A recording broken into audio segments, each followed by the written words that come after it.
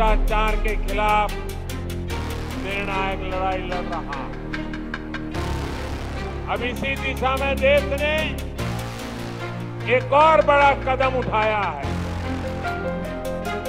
एक छोटा मुलाजिम 2 दिन अगर जेल में रहे तो उसकी जिंदगी तबाह करने के कानून हैं, लेकिन कोई मुख्यमंत्री, कोई मंत्री, प्रधानमंत्री अगर जेल चला जाए तो उसके लिए कोई कानून नहीं है, लेकिन तब भी वो मंत्री कुर्सी छोड़ने को तैयार नहीं थे। लोकतंत्र का सरासर अपमान है और मोदी संविधान का यह अपमान होते नहीं देख सकता। इसलिए मैंने तय किया ये सब नहीं चल सकता।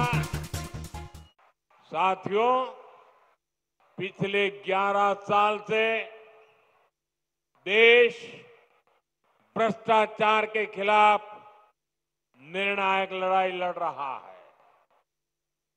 अब इसी दिशा में देश ने एक और बड़ा कदम उठाया है। इस बार लोकसभा में भाजपा सरकार एक बहुत बड़ा एंटी करप्शन बिल लेकर आई है। मैं बंगाल के लोगों से इस बिल के बारे में विशेष तौर पर बात करूंगा।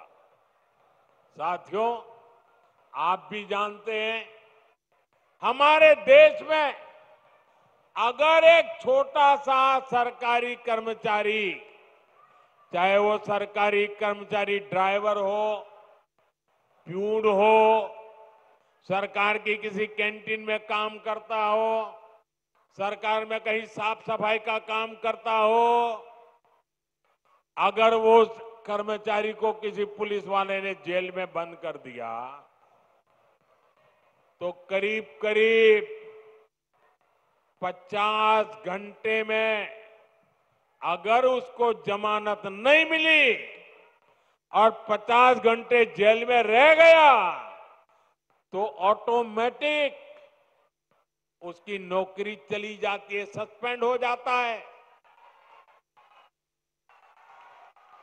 एक छोटा मुलाजिम 2 दिन अगर जेल में रहे तो उसकी जिंदगी तबाह करने के कानून हैं, लेकिन कोई मुख्यमंत्री, कोई मंत्री, प्रधानमंत्री अगर जेल चला जाए तो उसके लिए कोई कानून नहीं है।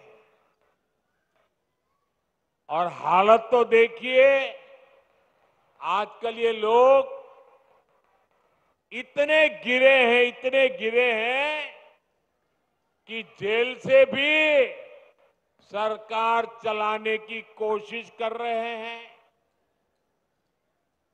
पश्चिम बंगाल ने ये साक्षात देखा है, बार बार कई बार अनुभव किया है।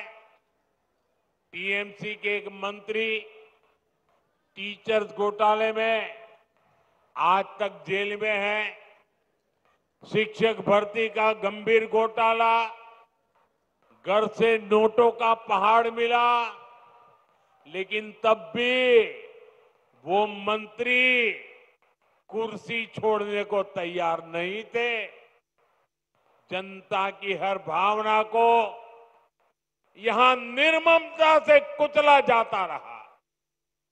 इसी तरह टीएमसी के एक और मंत्री पर गरीबों का राशन लूटने का आरोप है।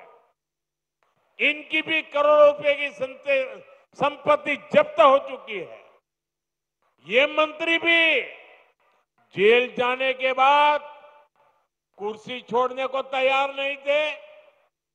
इन्होंने भी जनता की भावना की, संविधान की भावना की कोई परवाह नहीं की। साथियों, आप मुझे बताइए, ऐसे लोग जो भ्रष्ट है, जो जनता को धोखा दे रहे हैं, क्या उन्हें सरकार में अपने पद पर रहने का हक है क्या? हक है क्या? हमने तो ये देखा है कि मुख्यमंत्री तक जेल जाते हैं, लेकिन वो जेल से सरकार चलाते हैं। ये संविधान का, लोकतंत्र का सरासर अपमान है और मोदी संविधान का ये अपमान होते नहीं देख सकता। इसलिए मैंने तय किया ये सब नहीं चल सकता।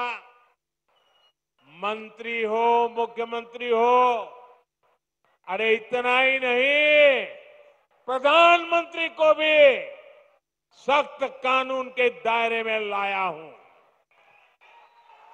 अगर पीएम भी 30 दिन जेल में रहे और उन्हें जमानत न मिले तो अगले दिन उनकी कुर्सी भी चली जाएगी।